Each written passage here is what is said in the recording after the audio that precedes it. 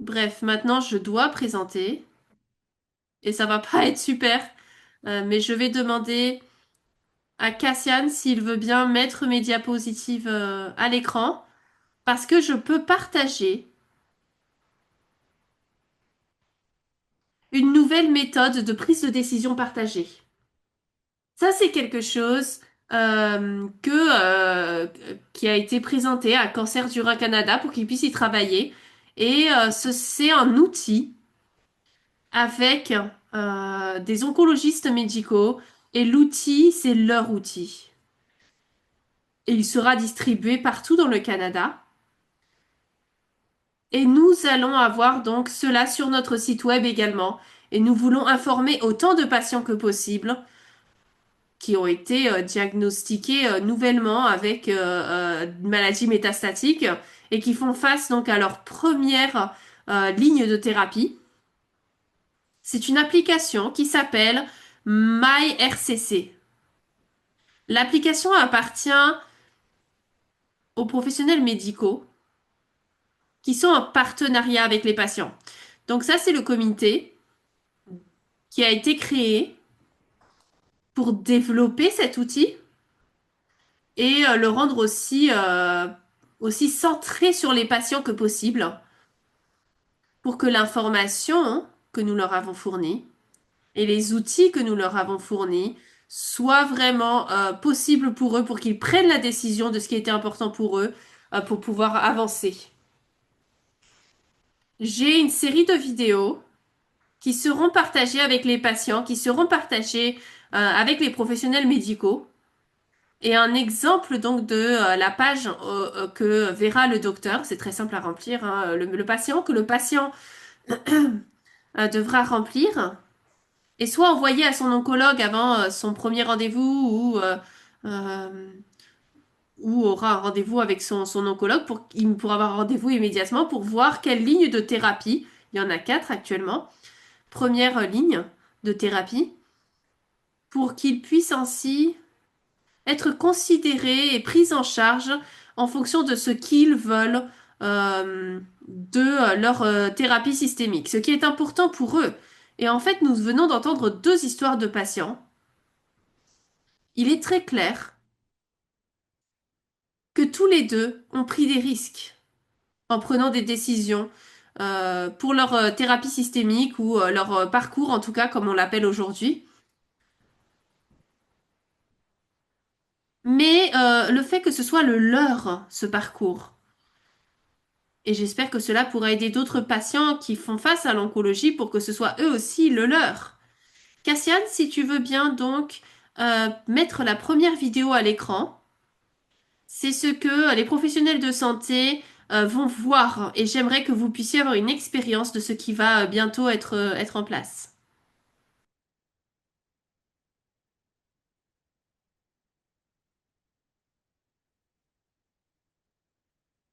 Bonjour et bienvenue. Je suis Christine Collins, directrice exécutive de Kidney Cancer Canada. Aujourd'hui, je suis rejointe par Christian Collins-Berger, directeur médecin oncologiste. Merci d'être ici avec nous. Est-ce que tu peux partager un peu des informations sur toi? Merci Christine. Je m'appelle Christiane Collensberger, je suis médecin oncologiste à Vancouver, BC et j'ai traité donc des patients de cancer du rein depuis 25 ans et j'ai été très impliquée dans le développement de nouveaux traitements contre le cancer au Canada. Merci beaucoup.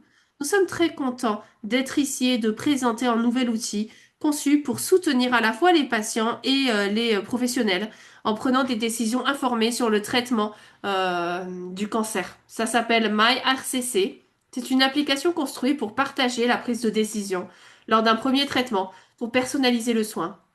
Elle a été développée par un groupe d'oncologues, y compris le docteur Columnsberger, et j'ai eu le privilège de représenter la voix des patients à travers son développement. Notre objectif ici est de nous assurer que les besoins des patients sont vraiment représentés. Cancer du Rein Canada, c'est une communauté de patients, de professionnels de santé. Nous sommes là pour donner du soutien, de l'éducation et un soutien pour tous ceux qui sont affectés par le cancer du rein. Dr. Columnsberger Pourrais-tu partager comment tu vois l'application MRCC et comment est-ce qu'elle peut être utilisée dans la pratique et comment est-ce que cela pourrait être bénéfique aux patients? MyRCCM a été développé pour aider à guider les patients et les docteurs à travers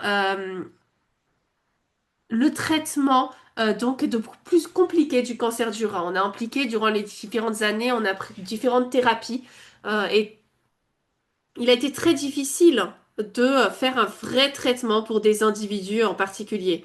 Afin donc d'aider et de faire un traitement le plus adapté possible, MyRCC a été développé.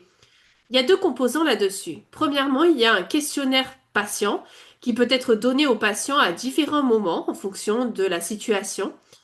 Mais l'objectif du questionnaire de patient, c'est pour que le patient puisse formuler l'objectif de traitement qu'il a et quelle est la partie importante de ce traitement. Cela peut ensuite peut correspondre avec la partie professionnelle, c'est-à-dire basée sur l'objectif du patient pour le traitement.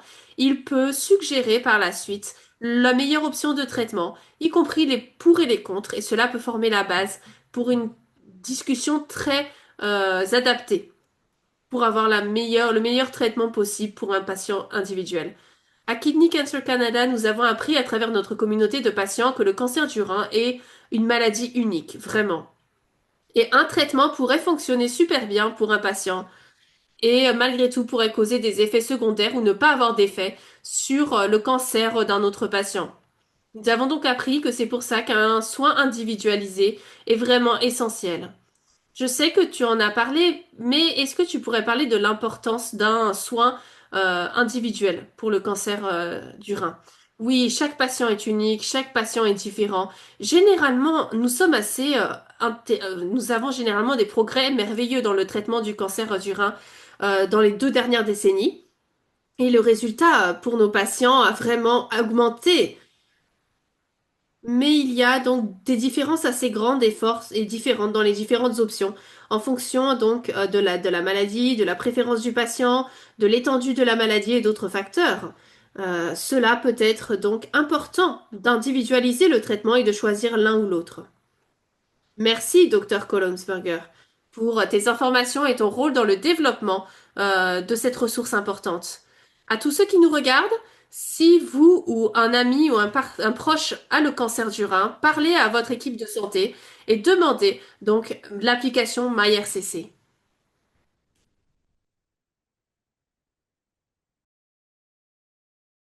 J'espère que cette vidéo, vous l'avez trouvée informative. C'est ce qui va être vraiment ce qui va être présenté aux professionnels de santé. Ce n'est pas nécessairement voulu pour être pour les patients, c'est plutôt pour introduire aux professionnels de santé, leur présenter ce qu'on veut au niveau de la prise de décision partagée. Soyons honnêtes, c'est un nouveau concept pour pour beaucoup de professionnels de la médecine et c'est en croissance, ça s'améliore et on veut vraiment, leur faire savoir à quel point il est important pour notre communauté de patients d'être impliqués dans dans leurs choix, dans les choix qu'ils vont devoir faire, à l'avenir à propos de leurs soins. Donc je vais effectivement et vous allez le voir dans une autre, vidéo, je vais en discussion dans certains des conférences que nous avons vues avec des professionnels de santé, il a été ramené à la banque, et c'est tout à fait OK, tout à fait normal, qu'il y a beaucoup de patients qui viennent voir un oncologue qui ne veulent pas participer dans leurs choix par rapport à leurs soins, dans les choix, les décisions par rapport à leurs soins. Ils veulent juste que le médecin leur dise: «OK, vous devez me dire ce que je dois prendre et moi je vais traverser ça et je vais aller mieux» et c'est très bien. Si vous ne voulez pas faire la recherche ou vous impliquer, dans des choix, des décisions, il n'y a rien de mal avec cette idée, c'est tout à fait acceptable et c'est votre décision. Mais il y a aussi également énormément beaucoup de patients qui veulent, se renseigner, faire les recherches, qui veulent avoir les connaissances, les informations et et qui, en conjonction avec tout ça et en aide, en collaboration avec leur oncologue ou leur professionnel de santé, veulent faire des choix sur les soins qu'ils vont recevoir, quels aboutissements cela pourrait avoir, quelles conséquences ça pourrait avoir, ce à quoi ils pourraient faire face durant tout ce temps et donc c'est pour aider ces patients et ces patientes-là. Donc comme vous pouvez le voir, ceci va être sur le Kidney Cancer Canada, sur le site internet. Ce sera aussi disponible à travers vos professionnels de santé Et s'il ne vous le propose pas, alors peut-être ce RSCC, le formulaire, vous pouvez le demander, le MyRCC, ce formulaire de patient, et cela devrait être impliqué dans vos soins. Cela vous aide à identifier vos buts de traitement. Comme vous pouvez le voir, il y a des questions ici. Ça peut être difficile à voir là sur l'image peut-être, mais par exemple, vous savez, la stabilité de la tumeur ou réduction, est-ce que c'est un objectif important, un élément clé de ce que vous voulez voir? Une réponse complète, la qualité de vie. Parfois, lorsqu'on a un traitement plus compliqué, plus difficile, votre qualité de vie, peut être compromise. Et est-ce que c'est quelque chose que vous êtes prêt ou prête à supporter ou à soutenir? Pour peut-être avoir un autre type de traitement systémique, par exemple. Donc voilà, ici, on peut vous cibler, ce qui va vous donner du temps, pas juste de faire les choses rapidement en face de votre docteur, mais ça vous donne le temps de vous asseoir, d'y réfléchir vous-même, de voir quels sont vos objectifs principaux. Peut-être, si vous le souhaitez, d'en parler avec d'autres professionnels de santé ou avec votre famille par rapport à vos choix. Et cela vous donne un peu de temps pour faire tout cela et juste d'analyser ce qui se passe, ce qui vous arrive. C'est vrai qu'on a parlé très souvent aujourd'hui d'être en face d'un médecin de l'autre côté du bureau et ils vous disent, voilà, ils vous donnent votre diagnostic et ils vous disent, voilà ce que vous allez faire ensuite. Et après ceci, après cela, et on sort de ce bureau et on n'a aucune idée vraiment de ce qui a été dit à cause du choc. Et donc, cela vous donne vraiment le temps de réfléchir, le temps d'encaisser, le temps d'analyser et de réfléchir et de prendre des décisions qui sont les meilleures pour vous dans votre situation et pour l'avenir. Cassien, est-ce que si tu peux, on peut montrer peut-être, si tu peux essayer de me rappeler le nom, le numéro des vidéos. Donc, je crois la numéro 3, si c'est possible, s'il te plaît, la vidéo numéro 3. Et j'espère que les patients vont vraiment utiliser ceci. Vraiment, renseignez-vous au moins, voir si c'est quelque chose qui sera bon pour vous, qui vous semble approprié. Voilà, donc un aperçu des composants de l'app et comment les patients et les cliniciens peuvent s'en servir. Bonjour, je suis Christine Collins, directrice exécutive de Kidney Cancer Canada, et je suis rejointe aujourd'hui par le docteur Christian Kollensberger, qui est un oncologiste de pointe au centre d'oncologie de BC Cancer. On voudrait aujourd'hui souligner comment l'application MyRCC peut aider les patients à comprendre leurs options de traitement. Nous avons déjà un peu mentionné ça, mais cette application est conçue pour faciliter des conversations remplies de sens entre les patients et leurs équipes de soins de santé, pour les aider à prendre des décisions informées et éclairées sur leurs soins. Avant le premier rendez-vous, le patient reçoit donc le formulaire du patient. On en a déjà parlé.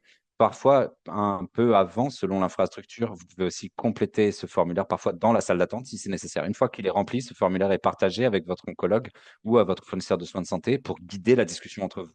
Nous avons parlé du docteur Commonsberger. Dites-nous, s'il vous plaît, comment les cliniciens peuvent utiliser les informations qui sont dans ce formulaire du patient pour commencer à décider des premières options de traitement, des traitements de première intention. Est-ce que vous pourriez nous donner plus d'informations pour nos patients et quelles sont les prochaines étapes? Les patients vont amener leur formulaire qu'ils auront rempli et leurs questions en consultation. Et le physicien, le clinicien peut donc ensuite mettre en place les buts de traitement, les rentrer dans l'application, et l'application pourra fournir une liste des meilleures correspondances au niveau des options de traitement en se basant sur les buts que le patient a sélectionnés, qu'il a fournis, les priorités. L'application montre aussi des données de toxicité, des données d'effets secondaires, et donc le physicien et le patient peuvent en discuter grâce à des graphiques très simples et qui sont intégrés à l'application. Et à la fin, le clinicien peut donc imprimer l'information ou on peut l'envoyer aux patients sous forme de QR code, de code QR, pour qu'ils puissent rentrer chez eux et revoir ces mêmes informations et revenir avec plus de points de discussion si c'est nécessaire pour les discussions suivantes avec leur clinicien quand des décisions pour le traitement ont besoin d'être prises. C'est très important parce que il s'agit de beaucoup d'informations, c'est énorme à digérer en un très court laps de temps. Et donc, il est toujours bon de pouvoir ramener les informations chez soi, d'en discuter avec des amis de la famille et de revenir, de ramener des questions à l'équipe de soins si nécessaire. Oui, c'est excellent et vous avez bien raison. Il y a tellement de facteurs qui rentrent en jeu quand c'est pour les thérapies de première intention. Et je pense que c'est vraiment une introduction à la conversation quels sont les buts du patient, quels sont les objectifs du patient. Les patients ont des attentes différentes de la part de leur traitement parfois. Et cela peut vraiment être ici la première possibilité que je vois en tant qu'outil pour ouvrir cette conversation avec leur oncologue et avec leur équipe de soins de santé. Donc, je trouve ça très positif. La recherche montre, Dr. Coleman-Berger, que les patients qui se sentent impliqués dans leur décision de traitement souvent gèrent mieux durant la thérapie ou s'en sortent mieux. Cela ne signifie pas qu'ils n'auront aucun effet secondaire ou qu'ils ne feront pas face à des difficultés, mais se sentir comme dans un partenariat dans leur propre traitement, d'être un collaborateur de leur traitement, crée une vraie différence. Est-ce que vous êtes d'accord avec ça? Oui, cela crée vraiment des différences chez les patients qui suivent les soins. J'essaye, moi, d'informer mes patients et mes patientes autant que possible pour qu'ils puissent participer de manière active, d'une manière informée, d'une manière engagée. C'est un patient qui sera toujours plus motivé, bien sûr. Et les patients motivés peuvent participer vraiment à leur propre traitement. Et je ne pense pas que ce soit une surprise que cela aide les aboutissements, les conséquences, mais aussi la gestion même, la manière dont on gère le traitement. Oui, je suis d'accord et je trouve que même que ce ressenti de participer les garde aussi les yeux sur l'objectif et permet aussi des conversations pour d'autres techniques de gestion, justement, de comment, par rapport à leur thérapie, peut-être qu'on pourrait, comment est-ce que la conversation pourrait instiller de la confiance dans la manière de parler avec leurs cliniciens, parce que parfois on trouve que les patients ne posent pas de questions, ne veulent pas avoir des conversations parce qu'ils ont peur qu'on enlève le traitement. Oui, je pense que c'est important, comme je l'ai mentionné, d'informer les patients, les patientes sur comment est-ce que le traitement est mené, comment est-ce qu'il est géré, parce que c'est un paysage en constante évolution toujours, et nous savons que nous devons individualiser nos traitements, le personnaliser à chaque patient, patiente. Les patients ne sont pas tous les mêmes, bien sûr. Aucun n'est pareil. Tout le monde ne supporte pas les traitements de la même manière. Tout le monde ne peut pas continuer à les prendre pendant la même durée, ces traitements. Et le plus les patients participent dans ces processus, plus il est facile et les résultats sont meilleurs de ce fait parce qu'on peut travailler avec des patients vraiment motivés et cela nous aide à prendre les bonnes décisions. Merci énormément. C'est vraiment très important comme information qu'on puisse partager avec nos communautés de patients et de patientes. Je pense que ça crée une véritable différence. Et je pense que ça vous donne, voilà, juste sur la fin, cet élément de temps, du temps. Je pense que cela vous donne un aperçu, la saveur du temps, des pensées et de la préparation qui sont rentrées dans tout ce programme. Ça fait presque un an qu'il est en préparation et beaucoup de professionnels médicaux et leurs retours surtout, leurs commentaires, des commentaires des patients et des patientes aussi, puisqu'il y avait des conversations avec les patients et avec les aidants et les fournisseurs de soins et nous-mêmes. Ce projet, je pense que ça va être un outil très efficace, un outil très important.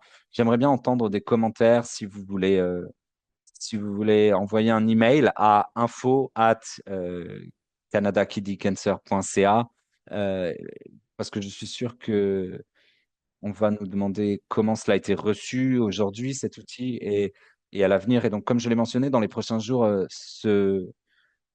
ces feuilles et ce programme vont être sur le site Kidney Cancer Canada, sur le site internet, et ils seront live pour aller ils seront live pour la communauté des professionnels de santé aussi. Et si vous ne voyez pas, comme je l'ai dit, si vous ne voyez pas qu'il est disponible dans votre bureau, demandez-le dans les bureaux lorsque vous allez consulter, parce que cela devrait être disponible pour vous pour pouvoir prendre ces décisions importantes.